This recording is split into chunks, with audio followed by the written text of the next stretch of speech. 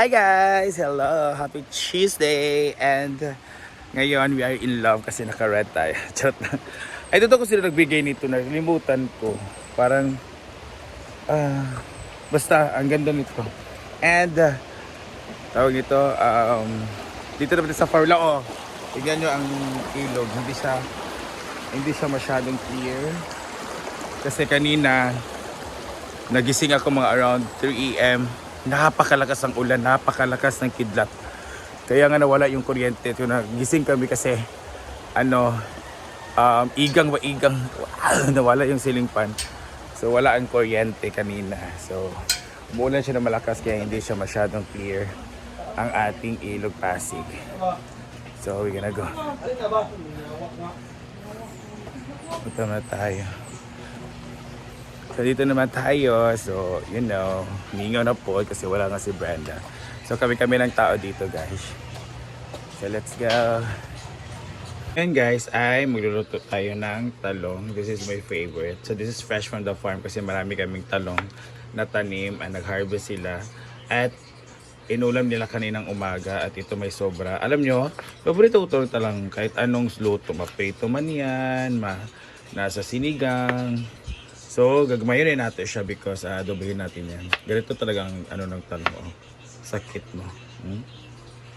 May mga bang sa mga uod. So, kailangan talaga siyang i-open before natin kutaron. So, circle lang to. But depende sa size niyo. This is my favorite talong. This is yan. So, adobohin natin to with egg kasi nasasarapan talaga ako sa talong na may itlog. Ayan. So may tayong sibuyas, magutatap tayong sibuyas. At alam nyo ba, yung mamaliit yung mga sibuyas na to, this is 120 per kilo. Tapos yung ng mga malalaki naman is 150 per kilo. Ang mahal talaga ng mga kiniluhan ngayon ng ating sibuyas. Ginoo ko. So it depends on your kung anong mga design dyan. Mga cut ba ang gusto niya sibuyas. So gusto ko ganyan lang.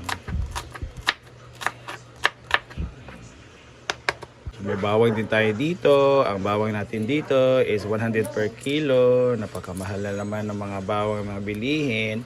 Kaya nga nawala na ako sa aking tawag dito. Wala na sa akong kalendarya noon kasi ang mahal ng bilihin, hindi afford ng mga student na mag 50 ka or 60 pesos per kuwan ka. Doon kasi is 15-20 lang ako. Kaya ang liit ng ginansya or profit, kaya tinigilan ko yung aking kalendarya. So yan na po yung natin, tapos magluluto na tayo. May tayong egg guys. So this scramble lang natin para mas maganda yung quality mamaya. So, tiniplahan ko na siya ng asin at paminta. So, mantika guys. Use oil ginamit natin. This is chicken sauce oil. Masarap naman ito kasi itlog eh. So, alam niyo naman ang chicken is galing sa itlog. Charot lang. So, painitin lang natin yan. Sabi akong kalhaoy, dili magka balance. Yan. So after a minute po, lagyan natin ang bawang at sibuyas. So, magpapatos lang.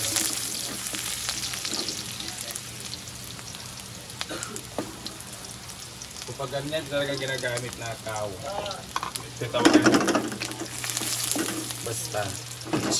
Hindi alam ang tawag. So, kailangan na siyang ihalo pag brown.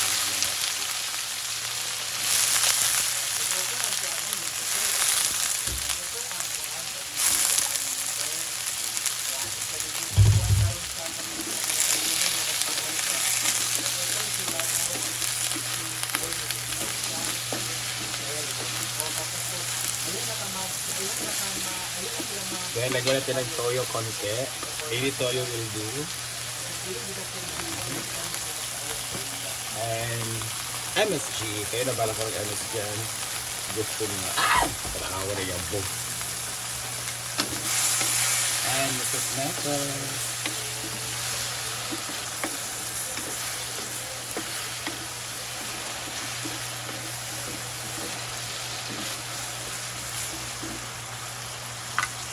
So na after 1 minute guys, so ilagay natin ang ating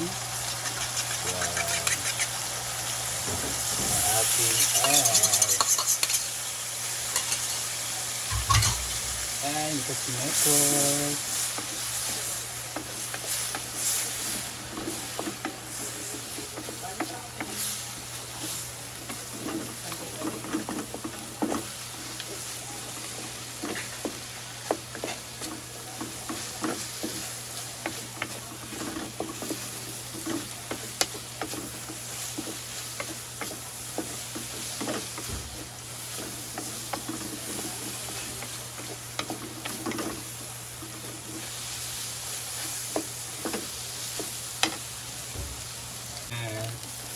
So, madali talaga ito maluto guys. Especially pag ang fat ng ating egg platter talong is very liquid. So, ito naman yung lutuan natin. Luto na ito, adobong talong. Let's eat. Let's eat. So, meron silang kanin dito. So, yung kangkong yung ulam nila kanina. Kangkong na may sardinas ni Mami May Abby. Thank you. So, let's eat. Ito guys. Tayo na po tayo dito.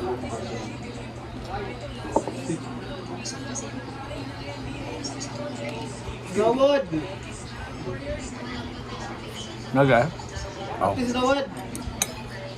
Ito.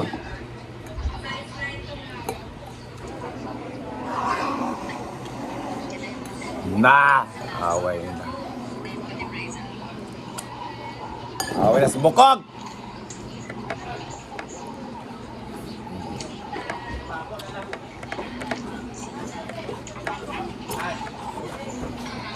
So hi guys, ganito siya. So, sa lahat po ng mga nagtatanong, why is Brenda not here sa farm? So 3 days mo siya mawawala dahil may aso ko yun siya sa Manila. And it is an urgent or sa to? Appointment siya na rush na hindi na in-expect. So since nag-disclose naman siya sa kanyang vlog sa FB. So mag-disclose din tayo dito. So may natanggap po siyang sulat coming from an agency basta about to sugal kasi alam niyo naman nag-promote si Brenda ng sugal, di ba? So yung pag-promote niya ng sugal, hindi niya alam na yung mga sites ay yung mga link na ano niya is not under that agency or that sabi tawag agency ba na siya? Oh, that agency is parang yung agency is let's say na lang ito na sa Pagcor. Yung Pagcor kasi meron siyang mga sites na parang legal sa kanila. So yung mga sites pala na nag-ano ng mga not only Brenda but also sa lahat ng mga vloggers na maraming mga followers, na milyon-milyon ng followers at maraming nag-engage sa kanila. Hindi pala yun under ng Pagcor. So ngayon, binigyan ng warning si Brenda. So pag after na pagbigay ng warning kay Brenda, alam niyo naman na wala lang nag 1 month si Brenda, di ba? So after 1 warning ni Brenda, nag-stop na siya. Pero na-lesson niya yung promote. Pero may mga kasi, may mga tawag dito, mga link na you need to promote this for this specific time. So may mga contract time. Hindi pa siya contract na science basta time ba yung time, so like 15 days or 18 days or basta 15 days siya sa mostly.